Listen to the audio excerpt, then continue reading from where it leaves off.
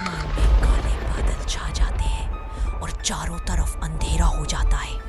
बिलाल नहाने में मगन है, तभी पानी के अंदर कोई उसका पैर खींचता है। उसे तालाब से एक साए की तरह कोई ऊपर आता दिखाई देता है और उसे देखकर बिलाल डर जाता है।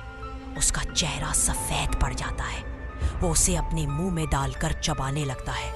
बिलाल के पैर से खून निकलने लगता है और वो खून आहिस्ता आहिस्ता तालाब के पानी को लाल कर देता है। आयशा ये देखकर घबरा जाती है। उसकी चीखें निकलती है। वो बिलाल को बचाने की कोशिश करती है, मगर तब तक वो भूत बिलाल को आधा खा चुका होता है। आयशा यहाँ से भागने में ही अपनी भलाई समझती है। उसका दिल टूट रहा है। दूसरी तरफ सरफराज को जंगल में एक बूढ़ा आदमी मिलता है। सरफराज पूछते हैं, मेरा बेटा कहीं खो गया है, क्या आपने देखा? बूढ़ा कहता है, मैंने तो किसी को नहीं देखा, मगर अगर वो अकेला गया होगा तो भूत उसे नहीं छोड़ेगा। सरफराज पूछते हैं, क्या यहाँ सच में भूत है? बूढ़ा कहता है, जंगल है तो भूत भी है। सरफराज पूछते हैं, तो हम लोग यहाँ से बाहर कैसे निकलेंगे? बूढ़ा कहता है, ये लो, ये शाहदरा देवता का पत्थर है। इसे कोई भूत तुम्हें और तुम्हारे खानदान को नुकसान नहीं पहुंचा सकता। सरफराज और लुबना बूढ़े से पत्थर लेकर अपने बच्चों को ढूंढने निकल पड़ते हैं। लुबना कहती है, मैंने उनके हाथों में माला देखी थी, ये जंगल में तपस्या करते होंगे, तभी उन्होंने हमारी मदद के लिए शाहदरा देवता का पत्थर दिया और अब इसकी मदद से हम अपने खानदान की हिफाजत कर सकेंगे। वो अपने बच्चों को ढूंढने के लिए निकल पड़ते हैं। उनकी आंखें नम हैं। कहाँ हो तुम वकार बेटा? कहाँ हो तुम? मेरी आवाज़ सुनाई दे रही है क्या? मगर कुछ पता नहीं चल रहा। मिलकर एक साथ वकार को ढूंढ लेंगे और बिलाल की तलाश करने लगे। दोनों चलते चलते उस जगह पहुंच जाते हैं जहां ये दोनों आयशा और बिलाल से अलग हुए थे। क्या आपको याद है यहाँ से आयशा और बिलाल बाईं तरफ गए थे और हम दोनों दाईं तरफ? हाँ, यही वो जगह है। चलो हम लोग भी बाईं तरफ जाते हैं, शायद आगे जाकर वो दोनों हमें मिल जाए। मगर आयशा और बिलाल का कोई पता नहीं चलता। ये देखिए, यहाँ एक तालाब है, मगर उसका पानी लाल क्यों है? लुबना और सरफराज तालाब के करीब पहुँचते हैं, जहाँ उन्हें बिलाल के कपड़े और उसके जूते नजर आते हैं। सरफराज तालाब के पानी में हाथ डालते हैं तो देखते हैं कि उस पानी में खून मिला हुआ है। मुझे तो लगता है हमारे बच्चे ज़रूर किसी मुसीबत में हैं। सरफराज और लुबना आगे की तरफ भागते हैं। आयशा बेटी, कहाँ हो तुम? हम लोग यहाँ हैं। तभी चिल्लाने की आवाज़ आती है। आवाज़ वहाँ से आ रही है। चलो चलो वहाँ चलते हैं।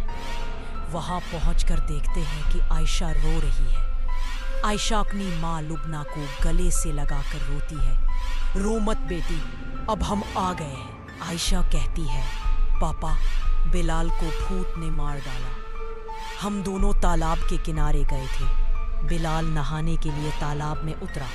वो नहा रहा था कि भूत ने आकर उसका पैर खींच लिया और बिलाल को वहीं मार डाला। बिलाल की मौत के बारे में सुनकर सरफराज और लुबना रोने लगते हैं। उनका दिल टूट जाता है। आयशा कहती है, मुझे तो नहीं लगता कि वकार भाई अब जिंदा है। ये जंगल बहुत डरावना और ख़तरनाक है। हमें यहाँ से वापस चले जाना चाहिए। सरफराज रोते हुए कहते हैं, तुम ठीक कह रही हो बेबी, चलो घर चलते हैं। मगर शाम होने की वजह से उन्हें कुछ भी साफ साफ नज़र नहीं आ रहा।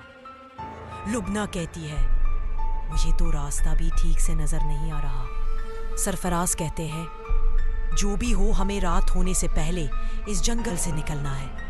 अब हमें नहीं घूमना इस जंगल में, हम अपने घर वापस जा रहे हैं। तभी अशरफ आता है और कहता है, ये तो बहुत खूबसूरत जगह है, एक पल के लिए भी यहाँ नहीं रहना। ये देखिए, बहुत खूबसूरत किला है, आप चले तो सही, आपको बहुत मज़ा आएगा। सरफराज कहते हैं, हमने कहा ना हमारा मन नहीं है, आप हमें घर जाने दीजिए, हमें अपने घर वापस जाना है। अशरफ आयशा का हाथ पकड़ लेता है, अब तो तुम्हें चलना ही पड़ेगा। عائشہ کہتی ہے چھوڑو میرا ہاتھ، ہمیں نہیں دیکھنا۔ اشرف کہتا ہے تمہاری مرضی جنگل میں نہیں چلے گی بیٹی، تم لوگ یہاں اپنی مرضی سے آئے ہو، مگر یہاں سے میری مرضی کے بغیر نہیں جا سکتے، اور بہت بھیانک طریقے سے ہنستا ہے۔ تب اشرف بھوت میں تبدیل ہونے لگتا ہے، جسے دیکھ کر عائشہ، سرفراز اور لبنہ تینوں ڈر جاتے ہیں، ان کے چہرے سفید پڑ جاتے ہیں۔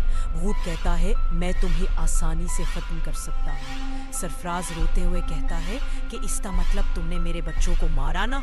بھوت کہتا ہے ہاں میں نے مارا، اور اب تمہیں بھی ختم کر دوں گا۔ جیسے ہی بھوت انہیں نقصان پہنچانے کی کوشش کرتا ہے، تبھی سرفراز اپنی جیب سے شاہدرا دیوتا کا پتھر نکالتے ہیں، اور اس پتھر کی طاقت سے سرفراز شاہدرا دیوتا میں تبدیل ہو جاتے ہیں۔ شاہدرا دیوتا بنے سرفراز کی آنکھوں سے تیز روشنی نکلتی ہے، اور بھوت کا جسم جلنے لگتا ہے، اور دیکھتے دیکھتے بھوت کا سارا جسم جل کر ختم ہو جاتا ہے۔